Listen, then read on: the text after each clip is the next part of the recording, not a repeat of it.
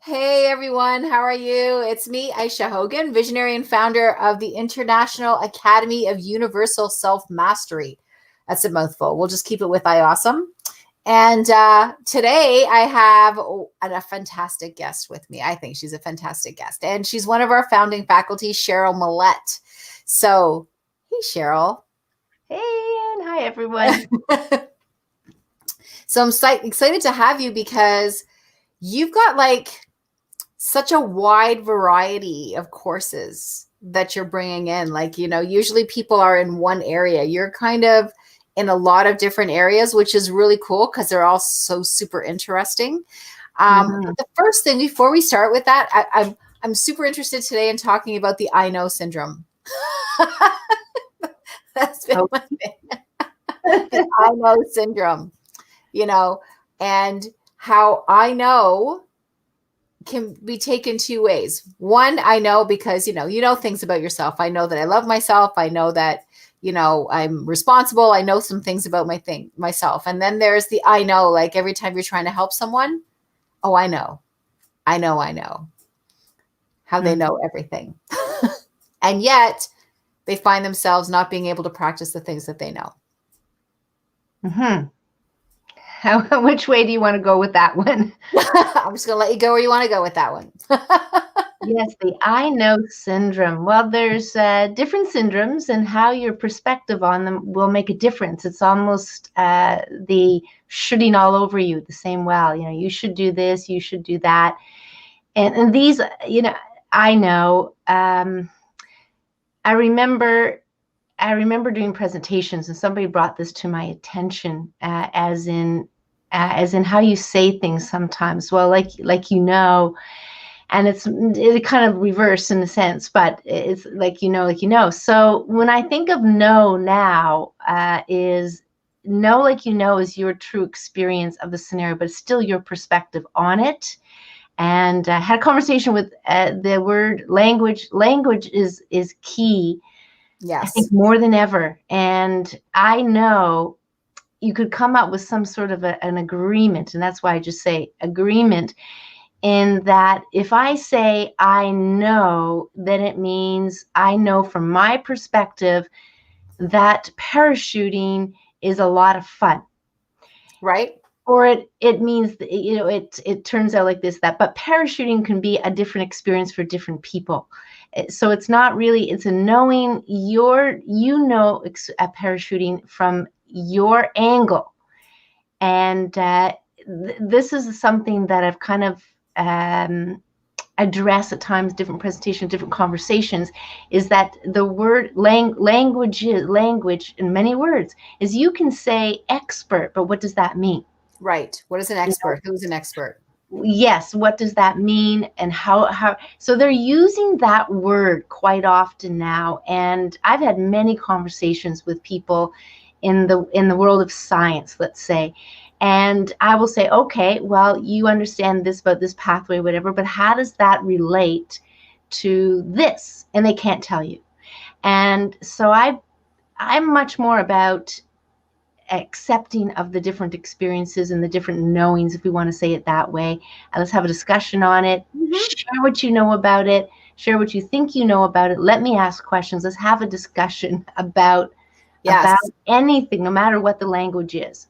I still think, though, I know is a little bit different than that, because I think that when we say we know but we don't know, like we know because we read it somewhere. We have the knowledge that we've read it somewhere, but we've never really put it into practice, or maybe we tried once, and it didn't work or something, or we didn't allow it to create any consistency or momentum.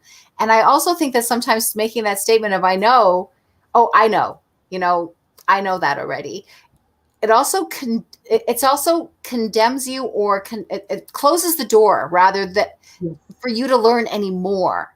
Because I think when you say, I know that already, you're not allowing yourself to hear and perhaps learn more about it.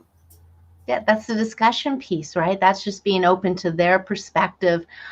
So quite often I see that the absolute benefit of asking questions. So if somebody says, yeah, I know, well, what do you mean by that? Or what was your experience with it? And it's about, there's definitely a discussion aspect Yes. to the whole thing.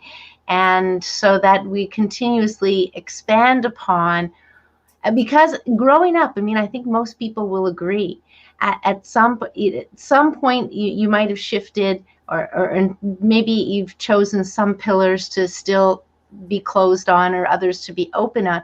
But there are times in our life we can say, yeah, we thought everybody thought the same way. We thought Yes. people see things the same way. Yes. And that was. I think that's still a thing, though. I think that's still a thing. It is. And for some areas more than other areas. Yep, definitely. What I see people get, I know people in my life too, my personal life and friends and stuff, and they get upset when somebody chooses a different option, let's say, or they've made some decision in their life and they're like, why would they do that? And don't they, and it's just like, I'm like, hold on. They're making a decision based on their perception of what's going on. They're making a decision based on their experience and the best information that they have available to them at that time. And plus, you don't know what they've been through in their life. You don't have that experience. So you don't know why they've made that decision for themselves, because you're not them. They don't think like you. Yeah. They think like them.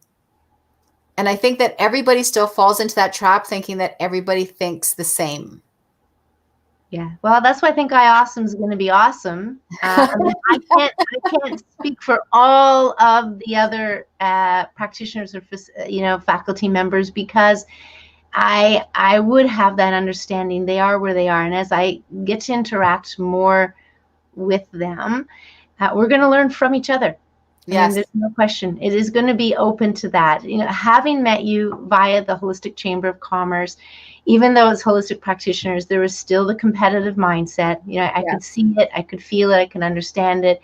And I think if anything, we don't jump, we don't jump in huge leaps at times. We have to roll into it. And so your influence as a leader within IAUSM is many-fold here. So your leadership coming in with those viewpoints on, we're here to collaborate. We're here to come together for not only for ourselves, or not only for the greater, the people out there, but also for ourselves. Yes. At the end of the day. And collaboration it's a hard, how can I put it? People love the idea of collaboration. Like, that's one thing I found with the faculty. Everyone loves the idea and they're going to do it. They'll do it. But it's just, they don't know how to do it. They like the idea because up until now, everybody's, this is mine, right? My practice, my this, my this, my that, my, and now in IAUSM, all of these faculty are sharing and working together for a common purpose, a common movement, a common mission. And as much as they love it, it's a learning process for them. It's a learning process for me, but it's a learning process for them because they love the idea, but they don't know how to do it. So it's been a learning, even for me to, I automatically think they should know how to do this. And then I got to sit back and go, well, why would they know how to do this? How would they know how to do this? I don't even know how to do this sometimes, right? So it's really about, the one thing I learned recently at our last faculty meeting, actually, because we have faculty meetings every Monday. So at our last faculty meeting was reach out and ask for information, ask for feedback. We were talking about the marketing and I was like, I don't know how to do this. Like, I don't know how to do this part, and it was reaching out. And I thought we got so much great feedback, and faculty were emailing things. And one of them, I had a great a meeting with him on Zoom, and he really opened my eyes to a lot of stuff. And that's the part that I love. Right. And it's also me learning how to incentivize them, to show them and to teach them but I have to learn at the same time. So it's been an interesting ride. It always is going to be, right? It's always going to be that way. And I don't say it's always has to be that way, but at this kind of evolution, if I use that word lightly, there is much in the way of how we've been, I don't like to use the word program either, but language is language. There we have been moved in directions of control and controlling for a long time. I'll use the word slavery here, but Right. it's never gone away. Coming from finance like you, it's clear on many fronts that there are things that we were pushed, or not even pushed. We were brought to, we were massaged, we were led, so that it's almost like control still exists, because that's marketing. Going back to marketing, there was one of the walk club members just so happened to bump into, everything happens for a reason though. Yes. So it's always brilliant.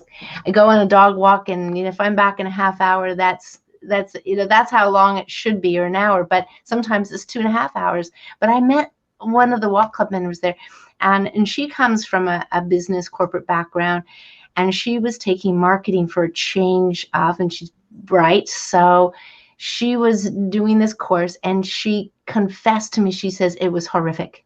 She said the manipulation that comes into it, she says, I finished it because that's her nature, to finish something, but she'll never do marketing. But even though I hear that story and I understand it, I think there's this good way to do it. And I think, I think that was always my thing with marketing too, was, I always feel like you're trying to push people into things they don't want. Which is totally against IAUSM. So I was just, how do I do this?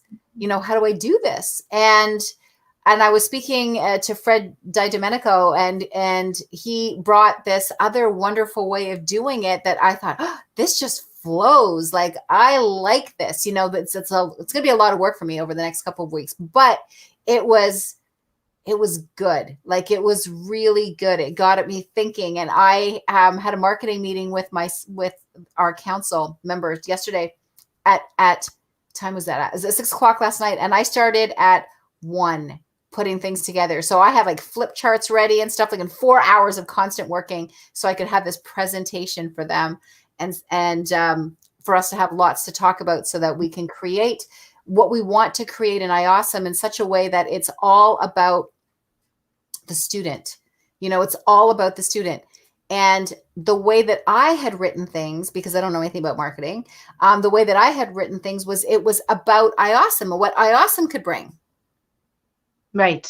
And which is completely wrong. And I didn't know that, right? I didn't know that. It was about, the message that I want to send, the message is the same. I just was delivering it wrong. Yes. I was delivering it wrong. And he compared it to Star Wars. Right. So this was the best. I totally got this. So he said, okay, so Luke Skywalker, he's the hero of the story, right? Which would be our student, right? So the hero of the story. And so he has this challenge ahead of him. He's got to get the Force. He's got to deal with the universe. He's been chosen for this position, and he doesn't know how to do it. There's all these, I don't know how to do that. Right. So he's at this part, and then he meets Yoda, and Yoda would be IAUSM. So Yoda is the guide, but the story's still about Luke Skywalker. It's not about Yoda. Right. So now, so Yoda's there to guide, to show, to teach, but Luke, he's the guy, right? He's the hero. So he's learning all of this stuff.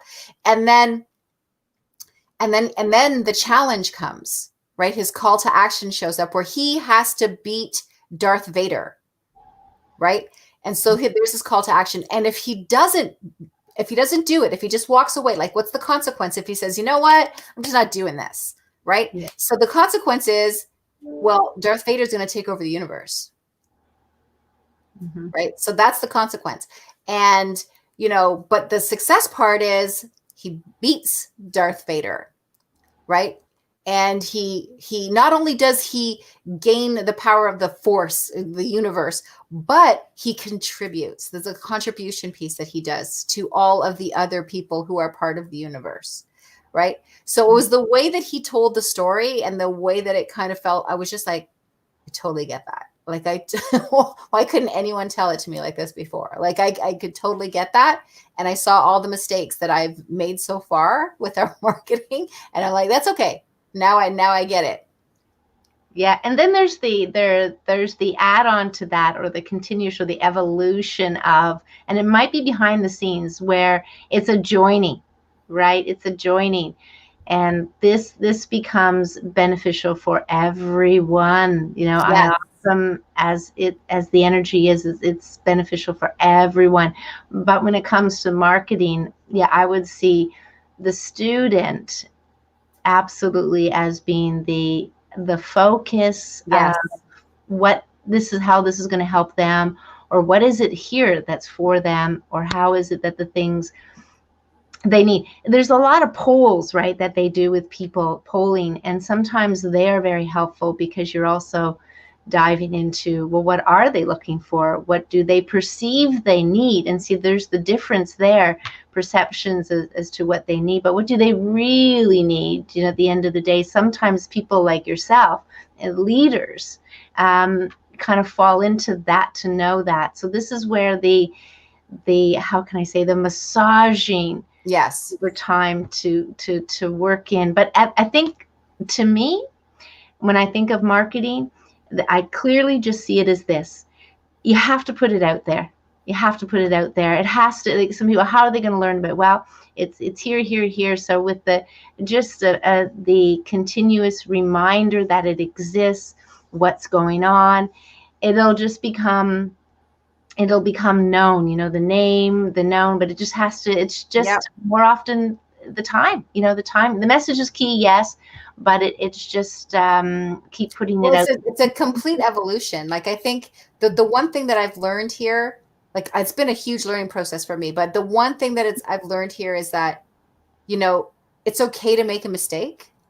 Mm-hmm. It's okay to not know all the pieces yet. It's okay. You know, I think people get caught up in so much in that it has to be perfect that it stops them from even beginning.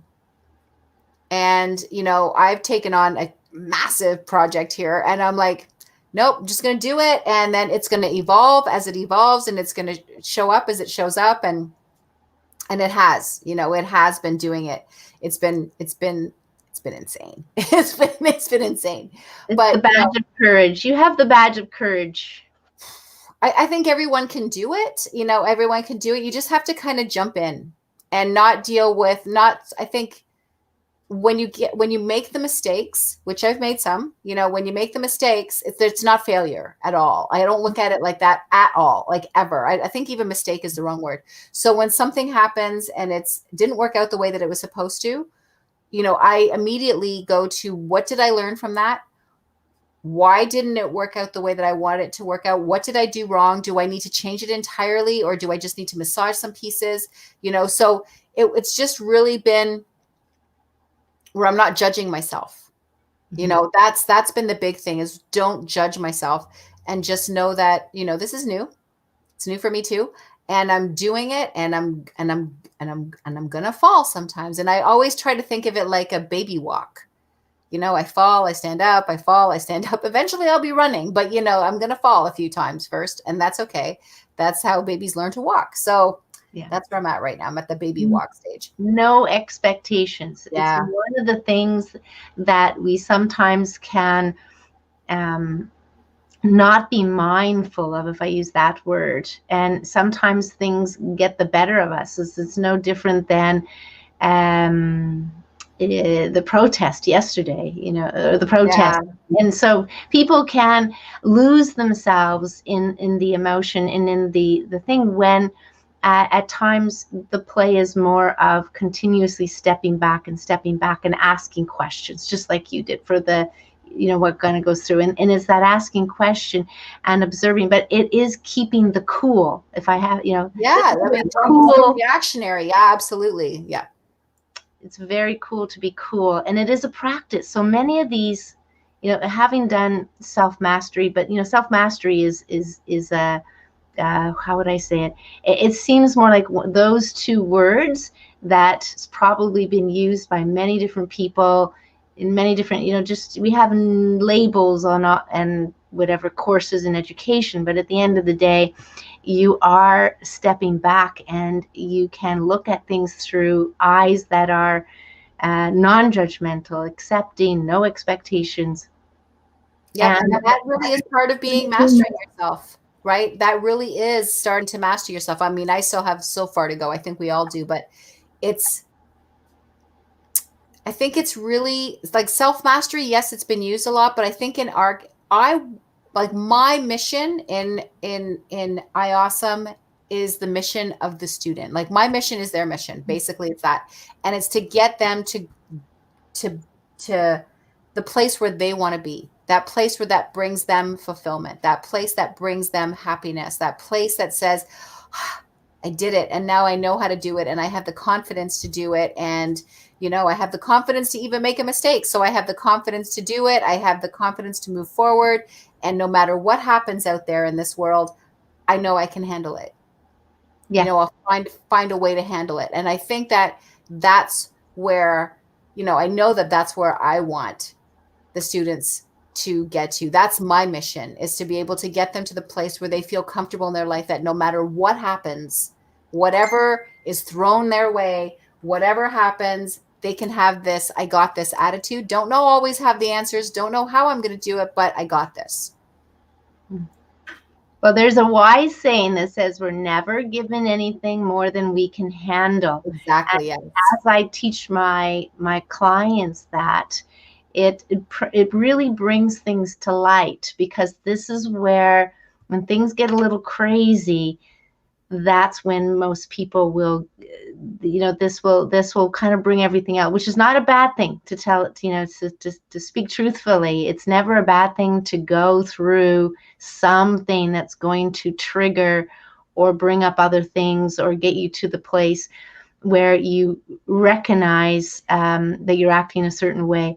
It's never a bad thing. And I like to say to people, nothing is ever bad. It's the idea that you think it's bad. So right. It's thinking that gets you to that place, and to realize thinking. So this is, my work really has stemmed down to, it is, and I don't even call it evolved, but it has come to a place of more egoic work. And I've been having conversations with people about just asking, what do you think the ego is? What do you think the ego is? And it's been interesting when we're talking people who are therapists, who are this, but I've made it, because I think there's truth to the thinking part that we have. Think thoughts are things too. Everything works into vibration at the end of the day. Right. But those things is what's tripping people up. And so if you want people to think that they're confident, courageous, brave, no matter what happens, it's observing. That's part of the self-mastery is observing yourself. But it's sometimes easier to observe others first. Yes. It takes the pressure off, I'll say.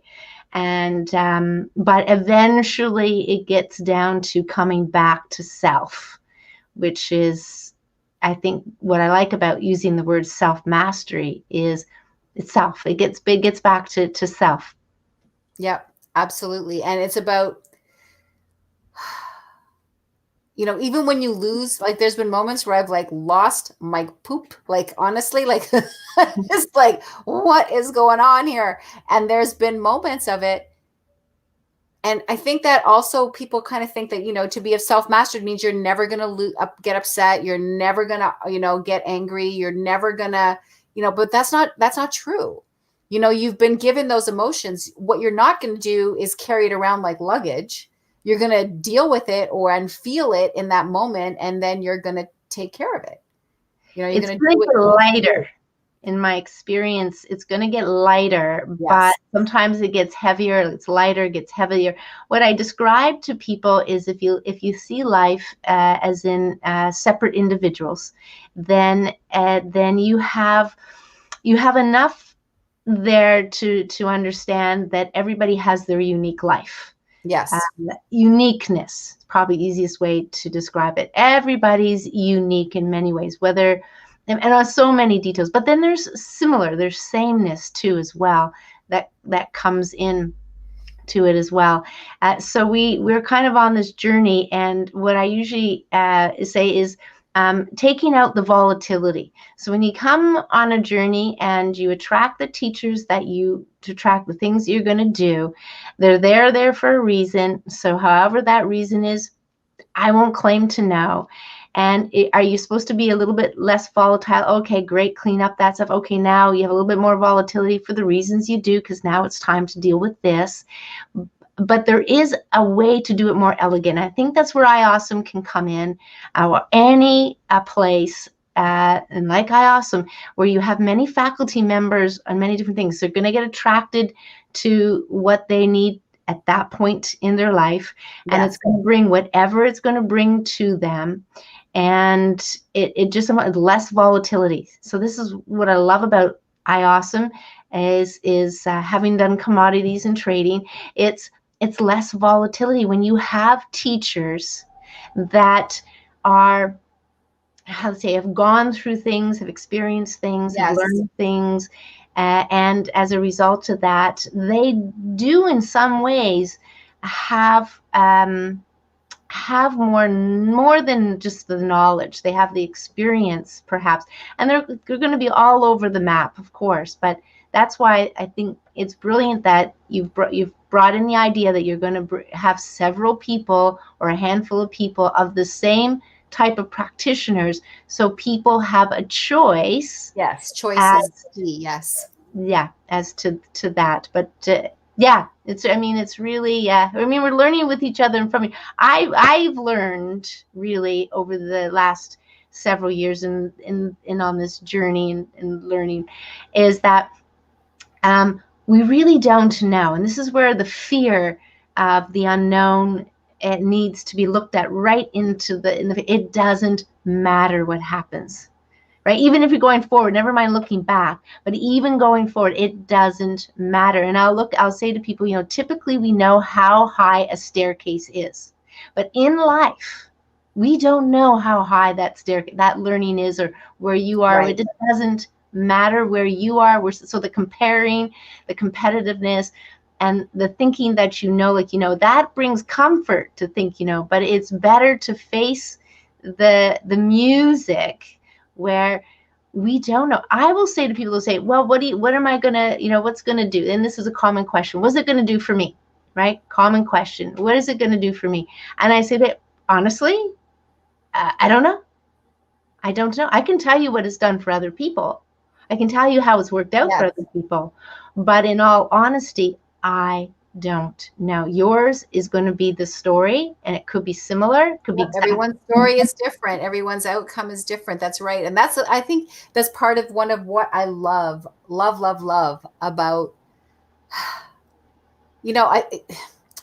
there's so much that I love about IAUSM. There's so much that I love about her. And I always call her a her, but, she to me is, this place where, the students are going to come in and they're going to learn from so many beautiful teachers, and they're going to learn in lots of different ways and different aspects of their lives and different parts, and see things differently, and they're going to be supported in it, and they're going to be part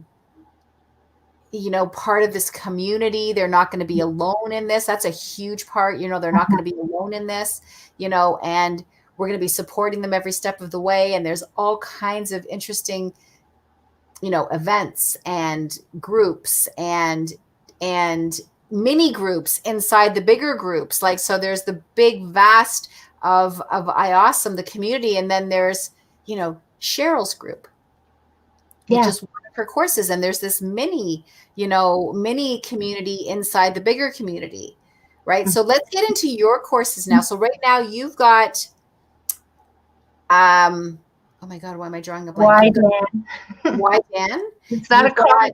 Anastasia. That's why I don't know why I lost Anastasia there. You've got the Anastasia, which is that's a book It's a book. It's a series of books, and you're going to be teaching that book, which is amazing because I actually went to go, to get the actual book, and I thought that you can't even, like, it's a whole series.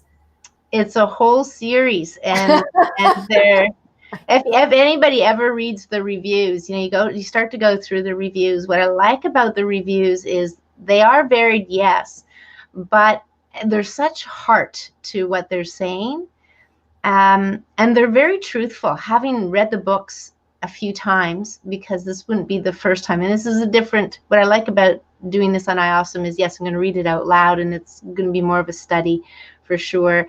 And I'll be able to unpack some things as a result, get them thinking, ask questions. But it's a book that some people will go, it's not fast enough. And some people are not ready for it. This is the interesting thing about this series of books, as that you read through the book and you'll learn about yourself and how, like I learn about them, unknowingly to them or knowingly to them. I learn of things about them because the material in there it's not necessarily an opening for people, but it's an opening to information or knowledge or ways or truth, self kind of thing. And if they're not ready, it's spoken or written in a way that gives you the idea, the out. This is too slow for me. Or you'll get, as you see the reviews, you'll get where it was like, whoa, but it's so down to earth. That's what I like about it. It's so down to earth. It's exciting. It's a new one. And then you've got the Wydan. Yeah. Which is, I'd never even heard of Wydan before this, which is, if you want to talk about what is Wydan? Yeah, I'm happy to talk about it, because my whole thing with Wydan is understanding, having been whatever athlete, at the gym all the time, doing marathons, but I was never addicted things. That's one thing as a child. I'd never be addicted to anything. So I had fun with things, I experienced things, but what I experienced is moving the body is key to our health, right? So some sort of activity, action. But since writing my book, All Guts, All Glory, it fits into the root cause of disease, where we have to move. Energy has to move. Our physical self has to move. And there's this opening, and that you hear about the meridians opening, you hear about trapped energy and flow energy, Reiki, same thing, right? So you cannot, if it's a truth, it's going to be there front and center in many different directions. And so Wydan, when I heard about it from a lady, it just tapped me on the shoulder, but I was getting some liver, gallbladder, flush, and tea, kidney stone stuff, tea at her small shop. But she had the most amazing story, and she loved to talk about it. So it was easy to get her to talk. But there was a DVD, and I said, well, if this is so subtle, so simple that elderly, and if you're not well and you can do it, then I want to learn about it. Like, I want to learn about it. It's not going to hurt me to learn about it. And after several years of doing it myself, learning about it, somewhat pondering it, meditating, see how it fits in, other things I would hear. And then when I did teach it on the hiking holidays that I do, people would ask me, can you teach me this? And it wasn't until that point, because all I wanted to do was say, go buy this DVD, go buy this DVD. And when they brought that up, I said, well, of course, I can teach it. Being a teacher and anything, if you know enough. So it's been a few years. It works on so many different levels. That's what I like about it. It's a gentle, easy to do, 15 to 20 minutes in the day. You could do it twice.